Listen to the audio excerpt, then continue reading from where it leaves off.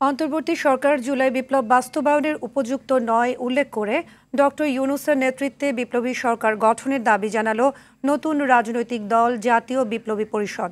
ফ্যাসিবাদ বিলোপ ও নতুন সংবিধানের দাবিতে জাতীয় শহীদ মিনারে আয়োজিত প্রথম নাগরিক সমাবেশে এ দাবি জানায় দলটি। শেখ হাসিনা সহ খুনিদের বিচার ও আহতদের যথাযথ চিকিৎসার দাবি জানান শহীদ পরিবারের সদস্য ও আহতরা। বিপ্লবী পরিষদের সদস্য সচিব হাসান আরিফের সঞ্চালনায় জুলাই সহ পিলখানা ও শাপলা গণহত্যার বিচার এবং নতুন সংবিধান প্রণয়নের দাবি জানান দলটির রাজনৈতিক প্রধান আনিসুর রহমান ও সাংগঠনিক প্রধান শফিউর রহমান। তারা বারবার প্রমাণ করেছে যে তারা আসলে এদেশের মানুষকে আসলে গণতান্ত্রিকভাবে শাসন করার যোগ্য না।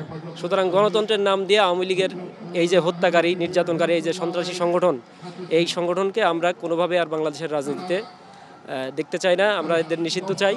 ফ্যাসিবাদী যে রাজনৈতিক ব্যবস্থা, ফ্যাসিবাদী যে সাংবিধানিক ব্যবস্থা, সব কিছু মিলে ফ্যাসিবাদের বিলোপ এবং নতুন সংবিধানের জনগণতান্ত্রিক নতুন সংবিধানের দাবিতে আজকে আমাদের এই সমাবেশ।